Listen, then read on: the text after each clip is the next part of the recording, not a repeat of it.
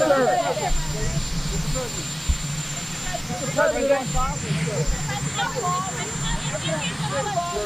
if there is a shutdown, how many federal workers do you plan to lay off? Well, we may do a lot, and that's only because of the Democrats. And as you know, they want to be able to take care of people that have come into our country illegally, and no system can handle that. And so we're totally opposed on that. But we can't take it. We just can't do it. I'd love to do everybody. I'd love to do the whole world. But our country can't handle people that come into our country illegally. And they want to give them full health care benefits. They want to open the wall again. Can you believe it? I can't even believe it. They want to open the wall. They haven't taken away boys playing in women's sports. They haven't done that. Men playing in women's sports. It's like they don't change. They lost an election in a landslide, and they don't change. How long do you plan to give Hamas to respond to the ceasefire proposal you put out? Well, we're going to do about 3 or 4 days. We'll see how it is. All of the Arab countries are signed up. The Muslim countries all signed up. Israel's all signed up. We're just waiting for Hamas. And Hamas is either going to be doing it or not. And if it's not, it's going to be a very sad end. Do you have a deadline? Mr. President, is there room to negotiate, or is this a take it or leave it deal? Is there room to negotiate with Hamas, or is this a take it or leave it deal? You know, with Hamas, we want very simple. We want the hostages back immediately. And we want some good behavior. And, you know, it's pretty simple. You don't get simpler. Think of it. We've signed every country in the Middle East.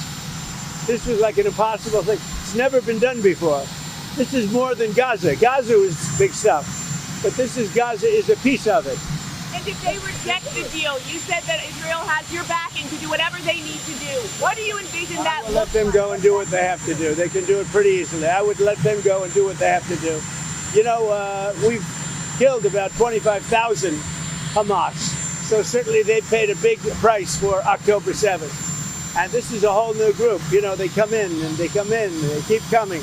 But this is a whole different group. And their leadership has been killed 3 different times.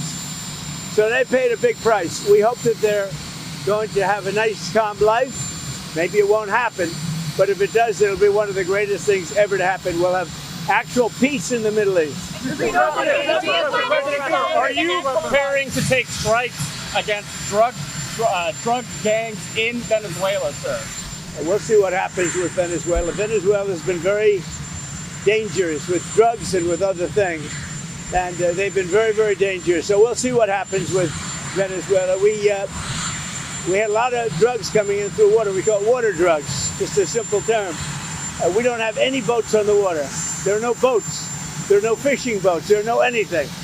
So we hit a number of boats. You probably saw that. And since we did that, we have absolutely no drugs coming into our country via water because it was lethal. And now we'll look at cartels. We're going to look very seriously at cartels coming by land. What do you plan to tell the Department of War in this address? Why gather all the generals in one place for a speech? Well, this is only an esprit de corps. You know what esprit de corps is? This is only a spirit. We're going to be talking to him. Pete Hegseth is talking right now. I'm going to have to leave because I have to talk to him. But these are our generals, our admirals, our leaders. And it's a good thing. A thing like this has never been done before because they came from all over the world. And there's a little bit of expense, not much, but there's a little expense to that. We don't like to waste it. We'd rather spend it on bullets and rockets, frankly. But this was the one time we had to do a great spiritizing. It's going to be great. I've seen it already. We have every general, every admiral. We have great people.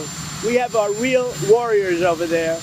And when they're not good, when we don't think they're our warriors, you know what happens? We say, you're fired, get out. We had some real bad ones last time. You know, I rebuilt the military, the entire military. But I had a couple, and I had unbelievable people. To do that, you have to. But I had unbelievable people in there. But I also had some bad ones at the top, like Millie and Mattis and Jesper.